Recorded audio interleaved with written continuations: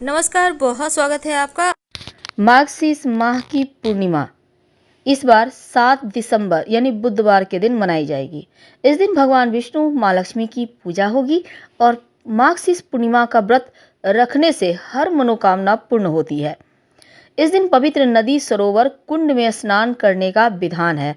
इस पूर्णिमा को 32वीं पूर्णिमा भी कहते हैं, यानी 32 गुना फल देने वाली पूर्णिमा। तो मार्गशीर्ष माह में भगवान श्री कृष्ण की पूजा की जाती है, क्योंकि ये महीना भगवान श्री कृष्ण को ही समर्पित है और 7 दिसंबर को पूर्णिमा है। मान्यता ये भी कहता है कि मार्गशीर्ष माह से ही सतयुग काल का आरंभ हुआ था और इस दिन किया गया स्नान, दान, तप बहुत ही लाभकारी होता है। महत्व क्या है? देखिए, मार्गशीर्ष पूर्णिमा का व्रत और पूजा से भगवान विष्णु की विशेष कृपा मिलती है और इस दिन अगर तुलसी की जड़ की मिट्टी से अगर आप स्नान करें, यानी कि किसी भी आप नहाने से घर में ही नहा रहे हैं तो पानी में डालकर नहाएं। आप चाहें तो किसी पवित्र नदी, सरोवर में भी स्नान कर सकते हैं और इस दिन जो भी आप दान करेंगे उसका 32 गुना फल मिलेगा। इस दिन सत्यनारायण भगवान की कथा कराने का और पूजा करने का विधान है। शुभ मुहूर्त क्या है? 7 दिसंबर को व्रत रखा जाएगा। पूर्णिमा की शुरुआत सुबह 7 दिसंबर को 8:01 पर होगी और समापन 8 दिसंबर की सुबह 9:37 पर होगी। इस दिन कुछ कार्य है जो भूलकर भी नहीं करना चाहिए, जैसे कि सुबह जल्दी उठिए, पवित्र नदी, सरोवर में स्नान कीजिए। आप उपवास कर सके तो अच्छा है, वरना आप लहसुन, प्याज, मांस, मदिरा का सेवन ना करें। पूजा पाठ, साफ सफाई, इन चीज़ों का खास ख्याल रखें। इस दिन दान जरूर करें और साथ ही अगर आप उपवास कर रहे हैं तो दोपहर के समय भूल कर भी ना सोएं। संभव हो तो भगवान श्री हरि को चूरमा का भोग लगाएं। कुछ खास प्रयोग किए जाते हैं। आज हम स्वस्तिक का टोटका आपके साथ शेयर करेंगे। देखिए, हिंदू धर्म में किसी भी शुभ कार्य को शुरू करने से पहले स्वस्तिक का चिन्ह बनाकर उसकी पूजा करने का विधान है। मान्यता है कि ऐसा करने से कार्यों में सफलता मिलती है, क्योंकि स्वस्तिक के चिन्ह को मंगल का प्रतीक भी माना जाता है। अब ये जो स्वस्तिक है, सु और अस्ति के योग से बना है। इसका मतलब होता है शुभ और शुभ, यानी अस्ति का अर्थ होता है होना और शुभ शुभ का मतलब होता है अच्छा, तो अच्छा होना। किसी भी कार्य को आप करने के पहले गणेश जी का नाम लेते हैं और हिंदू धर्म में स्वस्तिक को गणेश जी का भी प्रतीक माना जाता है। वैसे तो किसी भी शुभ कार्य के पहले आप स्वस्तिक बनाकर ही प्लेट में रखते होंगे, फिर आप पूजा करते होंगे, क्योंकि ऐसा करने से जीवन में खुशियां बढ़ती है। जिस तरह से स्वस्तिक के 4 प्रकार की रेखाएं हैं स्वस्तिक में, और इसका आकार भी एक ही होता है, एक समान, लेकिन असल में स्वस्तिक का यह चिन्ह क्या बताता है? पौराणिक मान्यता है कि 4 दिशाओं यानी पूरब, पश्चिम, उत्तर, दक्षिण की ओर इशारा ये 4 भुजाएं करती हैं और हिंदू धर्म में इनको 4 वेदों से जोड़कर देखा जाता है, यानी ऋग्वेद, यजुर्वेद, अथर्ववेद और सामवेद। मान्यता है कि स्वस्तिक की 4 रेखाएं सृष्टि के रचनाकार भगवान ब्रह्मा के 4 सिरों को भी दर्शाती है और 4 पुरुषार्थ यानी 4 आश्रम, 4 लोक, 4 देवों ब्रह्मा, विष्णु, महेश, गणेश की तुलना भी की गई है। मान्यता है कि यदि स्वस्तिक की चारों रेखाओं को भगवान ब्रह्मा के 4 सिरों के समान है, तो मध्य में जो मौजूद बिंदु है भगवान विष्णु की नाभि है, जिसमें से वे भगवान ब्रह्मा प्रकट होते हैं। और स्वस्तिक की 4 रेखाओं में एक घड़ी की दिशा में चलती है, जो संसार के सही दिशा के चलने का प्रतीक है। ये तो स्वस्तिक का महत्व है, लेकिन आज हम एक खास प्रयोग बताएंगे। देखिए, घर के मुख्य दरवाजे पर आज एकादशी के दिन आप शुभ मंगल प्रतीक चिन्ह स्वस्तिक जरूर बनाइए। चाहे तो वो चावल और कुमकुम की सहायता से, यानी चावल और हल्दी के घोल से बना सकते हैं, या फिर आप कुमकुम यानी कि सिंदूर और घी या सिंदूर और तेल मिक्स करके भी बना सकते हैं। स्वस्तिक हर दिशा से देखने पर एक ही समान लगता है, लेकिन उल्टा स्वस्तिक के प्रयोग अलग होते हैं और सीधा के अलग। यदि घर के मुख्य दरवाजे पर दोनों ओर आप स्वस्तिक बनाते हैं, छोटा छोटा सिंदूर से भी बना सकते हैं, या फिर ठीक ऊपर मध्य में एकदम बना देते हैं, तो ऐसा करने से वास्तु दोष दूर होता है। यानी 3 नहीं बनाना है, या तो दोनों तरफ बनाइए या फिर ऊपर बनाइए। भौतिक कामनाओं की पूर्ति करता है, तनाव हटाता है, पूर्णिमा चिंता, अनिद्रा, बेचैनी, तंत्र मंत्र क्रियाओं से भी रक्षा करता है। और शुभ कार्य की शुरुआत के पहले स्वस्तिक को भी अंकित किया जाता है। इसीलिए स्वस्तिक को मान सम्मान, सफलता और उन्नति का प्रतीक माना जाता है।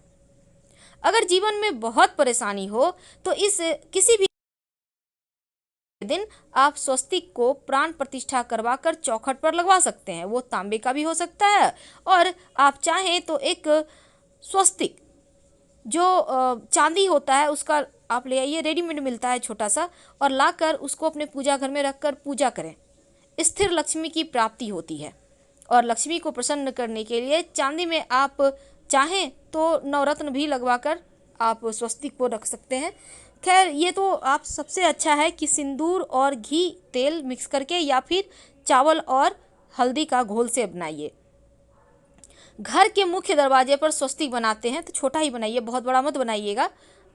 3 अंगुल, वैसे तो 9 अंगुल से बड़ा नहीं बनाना चाहिए, आप 3-4 अंगुल का बनाइए, सुंदर भी लगेगा। तो घर के सामने अगर पेड़ या खंबा है तो इसके दुष्प्रभाव से भी रोकता है स्वस्तिक का चिन्ह।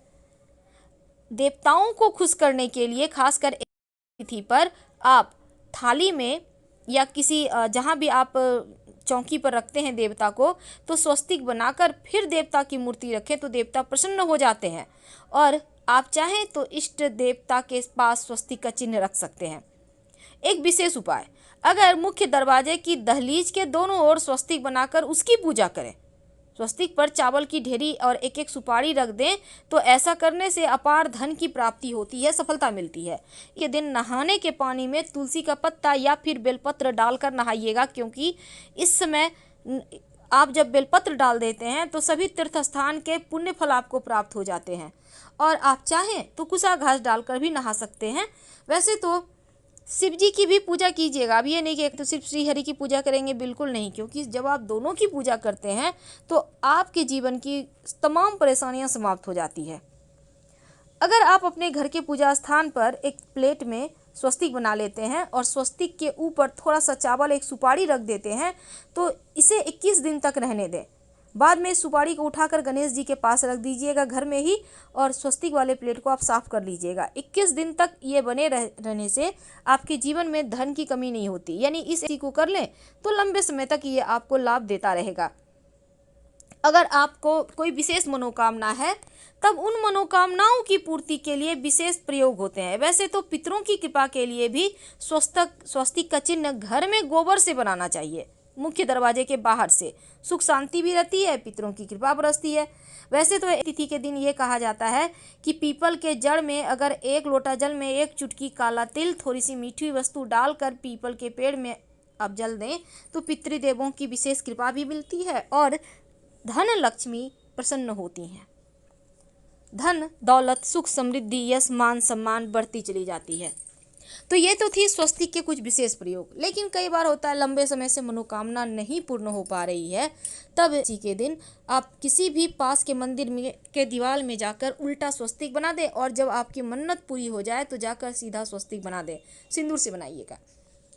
तो चलिए, आप जानते हैं भगवान श्री हरि की जब आप पूजा करेंगे तो उन्हें 2 हल्दी की गांठ जरूर अर्पित कीजिएगा, और बाद में उस हल्दी की गांठ को पीले कपड़े में लपेट कर रख लीजिएगा। धन की मुश्किलें दूर होगी। पहले से आपके पास रखा हुआ है तो उसको ही फिर से आप रख सकते हैं। आपके पास जो भी चीज़ है, केसर है, कमल का पुष्प है, केला है, गेंदे का पुष्प है, सब कुछ आप उनको अर्पित करें। और विशेषकर आज के दिन आप उनके मंत्रों का खूब जप करें। उनके बहुत सारे मंत्र हैं, जैसे ओम ह्रीं बृहस्पतये नमः, ओम नमो भगवते वासुदेवाय, ओम नमो नारायणाय, ओम ग्रां ग्रीं ग्रौं सह गुरुवे नमः। इस मंत्र का भी जप कर सकते हैं। तो आपको जो आसान लगे उसी मंत्र का जप करें।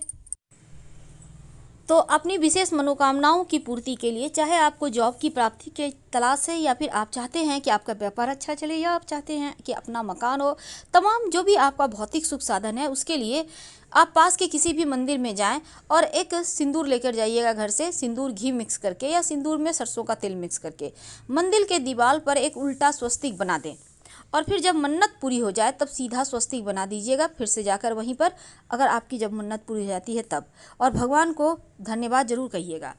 तो इस तरह से आप दिन अपनी मनोकामनाओं की पूर्ति के लिए ये विशेष प्रयोग करें।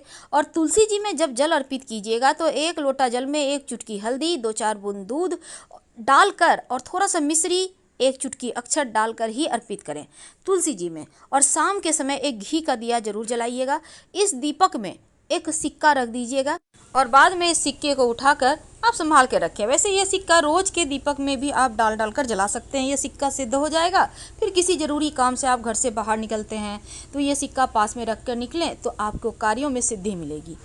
तो इस दिन बहुत तरह के प्रयोग किए जाते हैं, लेकिन याद रखिएगा दीपक का प्रयोग जरूर करना है।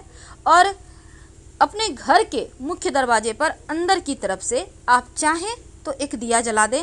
अगर नहीं आप जला पा रहे हैं किसी कारणवश, कम से कम 1 दीपक पास के मंदिर में, 1 दीपक तुलसी के नीचे, 1 दीपक अपने घर के पूजा स्थान।